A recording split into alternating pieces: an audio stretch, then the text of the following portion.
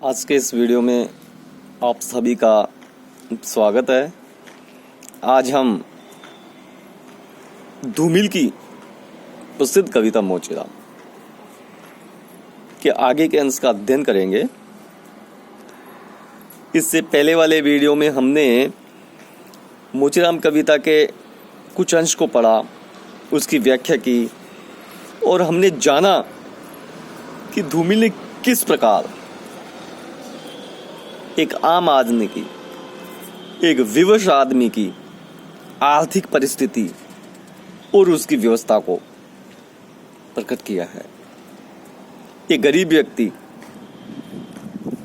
की आर्थिक स्थिति किस प्रकार दयनीय होती है, इसका जो चित्रण किया है, उसी के तहत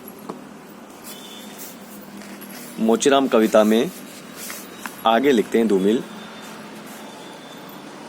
यहाँ तरह तरह के जूते आते हैं, यहाँ तरह तरह के जूते आते हैं और आदमी की अलग अलग नवेयत का तात्पर्य होता है स्थिति, उसकी आर्थिक स्थिति, उसकी परिस्थिति बतलाते हैं। सबकी अपनी अपनी शक्ल है, सबकी अपनी अपनी शक्ल है। मसलन एक जूता क्या है? चकतियों की थैली है। जूता क्या है? चकतियों की थैली है। इसे एक चेहरा पहनता है, जिसे चेचक ने चुग लिया। उस पर उम्मीद को तरह देती हुई हंसी है। उस पर उम्मीद को तरह देती हुई हंसी है, जैसे टेलीफोन के खंबे पर कोई पतंग फंसी है और खड़खड़ा रही है। ये जो मोचीराम कविता का अंश है, इसमें मोचीराम के माध्यम से कवि ने ये बतलाया है कि किसी व्यक्ति के जूतों की स्थिति देख करके उसकी आर्थिक स्थिति का आभास मिल जाता है। हमें पता चल जाता है कि इसे पहनने वाले की स्थिति कैसी होगी, किन परिस्थितियों में उसने इस प्रकार के जूते पहन रखे हैं, उसकी क्या हालात हैं, इस सब का हमें पता चल जाता है। और वो किस प्रकार का जीवन व्यतीत कर रहा है, किस प्रकार से अपना जीवन यापन कर रहा है, ये सब बातें उसके जूतों की स्थिति के आधार पर पता लगाई जा सकती है। इस अंश में मोचीराम क्या कह रहा है? यहाँ तरह तरह के जूते आते हैं और आदमी की अलग अलग नवेयत बतलाते हैं। मोचीराम कह रहा है कि बाबूजी, मेरे यहाँ जूतों को ठीक करवाने के लिए तरह तरह के हालातों के, तरह तरह की स्थितियों के, तरह तरह की परिस्थितियों के फटे हुए जूते मरम्मत के लिए आते हैं। ये फटे हुए जूते हैं, ये अपनी स्थिति तो प्रकट करते ही हैं, अर्थात जूतों की जैसी हालत है, उस हालात से उन जूतों की स्थिति का तो हमें ज्ञान होता ही है, साथ ही साथ हमें उसे पहनने वाले व्यक्ति की आर्थिक स्थिति, उसके जीवन यापन करने की व्यवस्था, कि किस प्रकार किन परिस्थितियों में वो ऐसा जीवन यापन कर रहा है, वो सब ज्ञात होता है। उसे पहनने वाले व्यक्ति के भीतर और बाहर की जो व्यवस्था है, जिंदगी में ये व्यवस्था किस कारण से आई है, किन किन व्यवस्थाओं का सामना वो कर रहा है, ये सब दास्तान, ये समूची कथा बिना शब्दों के ही इन जूतों को देख करके बयां हो जाते हैं, हमें मालूम हो जाते हैं, हमें पता चल जाता है। आगे लिखते हैं धूमिल, क्या लिखते हैं? सबकी अपनी अपनी शक्ल है, अपनी अपनी शैली है। मसलन एक जूता है। मोचीराम कह रहे हैं कि मरम्मत के लिए जो जूते आते हैं वो फटे हुए होते हैं, और उन फटे हुए जूतों के माध्यम से व्यक्ति की क्या स्थिति है, क्या हालात है, क्या परिस्थिति है, वो स्वतः ही स्पष्ट हो जाती है।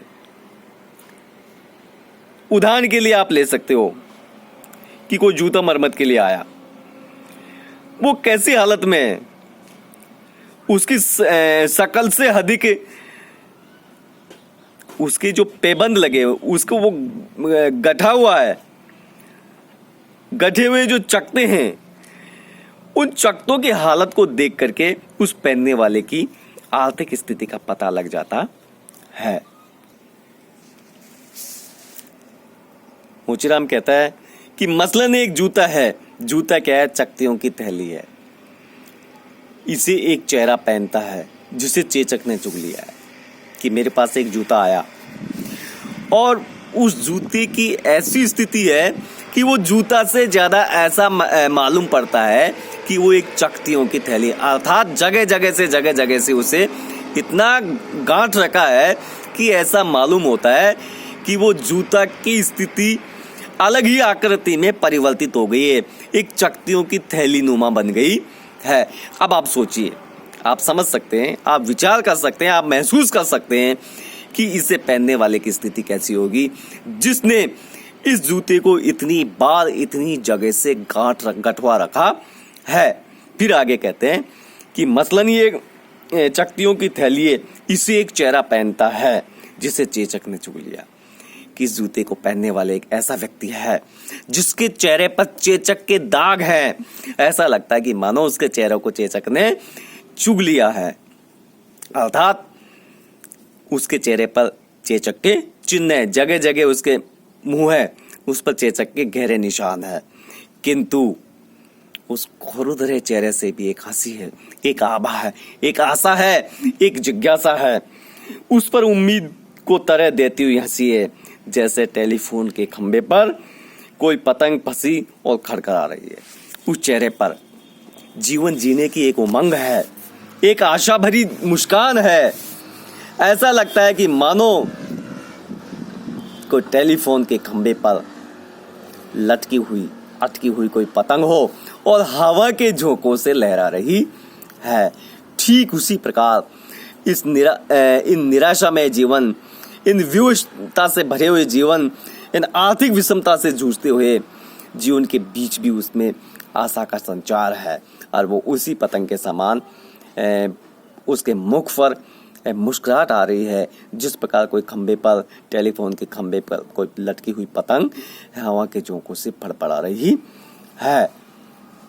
देखिए किस प्रकार इस अंश में धूमिल ने मनुष्य की व्यवस्था, उसकी परिस्थिति, उसकी आर्थिक स्थिति और उसकी मुखाकृति आदि का बिंब में चित्र प्रस्तुत किया है, और जूतों के माध्यम से ही उन्होंने व्यक्ति के जीवन और उसकी व्यवस्था और उसकी आर्थिक परिस्थिति का आकलन करने की बात बता करके बड़ा ही यथार्थ चित्रण हमारे सामने प्रस्तुत किया है। उपमा अलंकार का यहाँ प्रयोग किया गया है। भाषा की दृष्टि से भाषा सहज है, सरल है, और जो विचार और भाव इसमें लाने की कोशिश की है उसी के अनुकूल भाषा का समायोजन यहाँ कविवल धूमिल ने किया है। इस कविता के अगले अंश में धूमिल लिखते हैं कि बापूजी, इस पर पैसा क्यों फूंकते हो? मैं कहना चाहता हूं मगर मेरी आवाज लड़खड़ा रही है। मैं महसूस करता हूं भीतर से एक आवाज आती है, कैसे आदमी हो, अपनी जाति पर थूकते हो। आप यकीन करें उस समय मैं चकतियों की जगह आंखें ताकता हूं और पेशे से पड़े हुए आदमी को बड़ी मुश्किल से निभाता हूं। देखिए इस अंश में धूमिल मोचीराम के माध्यम से मनुष्य की व्यवस्था, उसके मन की अभिव्यक्ति तो की ही है, साथ ही साथ मोचीराम के जो सामने आदमी खड़ा हुआ है उस व्यक्ति की मानसिक स्थिति और व्यवस्था को पहचान कर उसे गहराई से महसूस किया है, उसे गहराई से अनुभव किया है। और क्या लिखते हैं धूमिल? लिखते हैं कि मोचीराम कहता है कि जब फटे हुए जूते लेकर के एक आदमी मेरे सामने आता है, मैं उस जूतों की हालत को देखता हूं कि वो एक विकृत स्थिति में पहुंच गए और इतने सारे गांठ उसमें है, इतनी सारी चकतियां लगी हुई कि मानो एक चकतियों की थैली ही हो। तो मैं कहता हूं उसे कि बाबूजी इस पर पैसा क्यों फूंकते हो, कि हे बाबूजी मैंने आपके इस जूते को देखा है, तो मैं एक ही बात कहूंगा, मैं एक ही सलाह दूंगा, इस पर पैसे व्यर्थ खर्च करने की आवश्यकता नहीं है। क्यों इस पर व्यर्थ में पैसे फूंकते हो? मैं कह तो गया ये, लेकिन मेरे अंदर से एक आवाज आई, स्वयं ही कहकर के शर्मिंदा महसूस करने लगा, क्योंकि मुझे उसकी मजबूरी का, उसकी व्यवस्था का, उसकी परवस्था का अनुमान हुआ, ज्ञान हुआ, तो मुझे लज्जा और संकोच का अनुभव होने लगा। ऐसा कहते हुए मुझे लगा कि मेरी आवाज लड़खड़ा गई, मेरे अंदर से आवाज आने लगी कि, और वो आवाज मुझे रोकने लगी। क्या कहने लगी? कैसे आदमी हो, कि तुम कैसे इंसान हो, कि अपनी ही जाति मानव की इस प्रकार अवहेलना मत करो। क्यों थूकते हो, उसकी अवहेलना क्यों करते हो? आप यकीन करें, उस समय क्या कहता है कि तब मैंने उसे जूतों पर तख्तियां टांग दी। उस समय मेरी स्थिति बड़ी विचारणीय हो गई थी। मैंने उस जूतों पर तख्तियां टांग दी और जूतों की मरम्मत न होकर मेरी आंखें ही टक गई। ऐसा हो रहा था कि मैं उस समय जूतों की मरम्मत नहीं, मेरी आंखें ही टक गई। ये मेरी सारी संवेदना उभर करके सामने आ गई। ये मेरी व्यवस्था ही है। पैसे में पड़े हुए आदमी को बड़ी मुश्किल से निभाता हूं, कि ये मेरी व्यवस्था ही है कि मैं बड़ी मुश्किल से अपने पैसे में पड़े हुए आदमी को निभा पाता हूं।